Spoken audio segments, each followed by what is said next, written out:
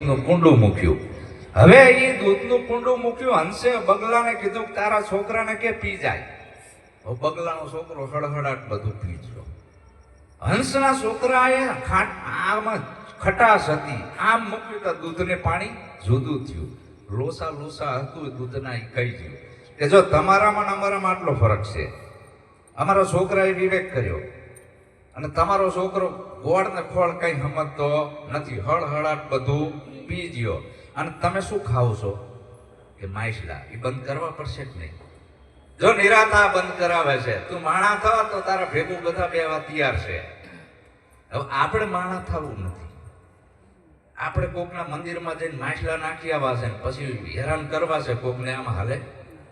આપણે દારૂ પીને જવું છે અને આપણે કેવી ભાઈ દારૂ પીંચીમાં પછી એના હામાં થાવી છીએ આપણે. હાલે આ તો કે ભાઈ અમારા છોકરાએ આ જો મચ્છી નથી ખાતા, તારે મચ્છી બંધ કરવી પડે. આ બધાય ખોરાકી તારે બંધ કરવી પડે ને હંસની ચાલ ચાલવી પડે તો અમારા ભેગું તને ભેળવવી. એમ નિરાંત પ્રણાલિકા એમ છે કે ખાલી ધર્મની વાતો કરવાની નથી.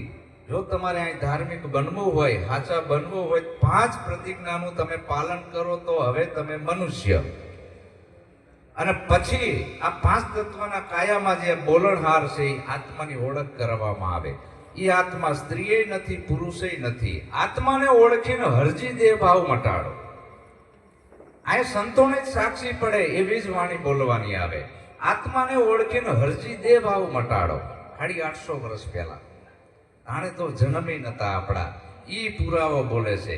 પછી આત્માની ઓળખ કરવામાં આવે. સ્ત્રી અને પુરુષ સવારમાં ઉઠીને પૂજન કરે. અમારામાં પતિવ્રતા નારી એના પતિનું પૂજન કરે અને પતિ પણ એની પત્નીનું પૂજન કરે. અરસપરસ રોજ સવારમાં ઉઠીને એ પથ્થર પૂજવા ના જાય. પેલા તો આ શીખડાવવાનું આવ્યું.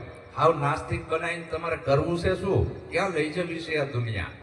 પતિવ્રતા નારી એના પતિનું પૂજન કરે, બે સવારમાં નમન કરે, પછી બાળકો પૂજન કરે, જાગતા જીવતા ઘરની અંદર. આ શીખવાડવામાં આવ્યું. આપણે કરવી છે. આપણા બાપાને પગે નથી લાગતા, પત્ની એના પતિને નહીં લાગતી હોય, બરાબર? તો આ નિરાંત છે એટલે એક શાંતિનો માર્ગ છે.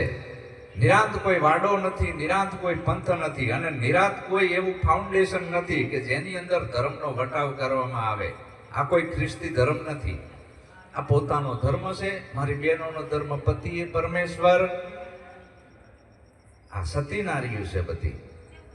તો આ પતિ અને પત્ની, જતી અને સતી બેયની એક વિચારધારા હોય તો એના કુંખે મહારાણા પ્રતાપ જેવાનો જન્મ થાય, શિવાજી જેવા જન્મે, રામ અને કૃષ્ણ જેવાનો જન્મ થાય. ન કે ઓલા જેવા જન્મે હિટલર જેવા, નખોદ કાઢી નાખે.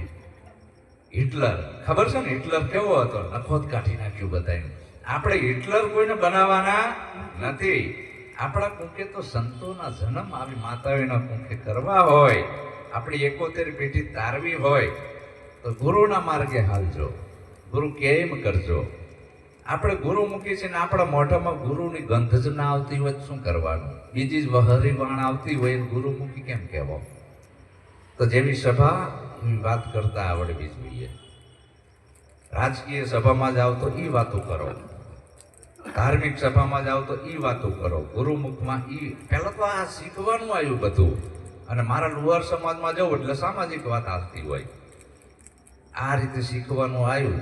બાકી આમ કઈ મેળ પડે એવો નથી.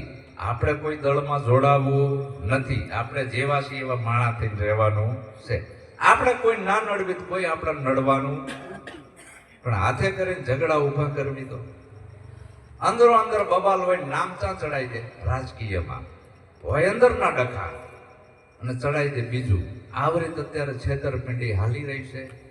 તો મારા વાલા સંતો આવું ના કરતા, બધા કલીના હળી મળીને અરસપરસ એકબીજાને સુખ દુઃખમાં ભાગીદારી થજો. કોઈ હિન્દુય નથી, કોઈ મુસલમાને નથી, કોઈ દલિતે નથી, કોઈ દરબારે નથી. એક ગલીમાં આપણે રહેતા હોય તો ભાઈચારાથી રહેવું, બધાય હળી મળીને સુખ દુઃખમાં સાથ આપવો, પ્રાણી માત્ર ઉપર દયા રાખવી. બીજું આમાં કાંઈ કરવાનું નથી. તો આવો મીનામાની શ્રદ્ધાંજલિ નિમિત્તે આ સંદેશ અમે સંતો લઈને આવ્યા છીએ. અમારે તમને બીજો કોઈ આદેશ આપવાનો નથી. રોજ સવારે ઉઠીને તમારા પતિનું પૂજન કરજો. પતિની આગળ ના હાલતા હો, નકે હિટલર જેવા પેદા થશે. આ દેશ સતીનારીનો દેશ છે. હિટલર જેવા પેદા થશે. મારો પતિ પરમેશ્વર જૈસા ભી હે, મેરા પતિ મેરા દેવતા હે. આ નિયમ રાખજો અને પતિનું પૂજન કરશો એટલે તમને કાંઈ નડવાનું નથી ને બીજે સાહેબ પૂજવા જવાનું નથી. જતી પુરુષ તમારું પૂજન કરે, પછી સદગુરુ આત્માની ઓળખ કરાવે. બે આત્મા છો, કોઈ સ્ત્રીએ નથી, પુરુષે નથી. આવો રૂડો સંદેશો લઈને આ સદગુરુ આવે છે. જે કામ ભારત સરકાર નથી કરી શકતી એ નિરાંત કરીને બતાવે છે. જે કામ કોઈ વાદી નથી કરી શકતા, વાદીના કોથરમ શું હોય? મલાડા ને એ જ હોય ને, એ હાસુ ના હોય. કોઈ પણ વાદી કામ નથી કરી શકતા, એ સંત કરીને બતાવે છે. તો આવો રૂડો ધર્મ છે મારા વાલા નિરાંતનો. તો નિરાંતની જે વિચારધારા છે એના ઉપર જીવન જીવજો. બોલો સદગુરુ મહારાજનો જય. સદગુરુ અશ્વિનરામ મહારાજનો જય. મહારાજનો જય. મહારાજનો જય.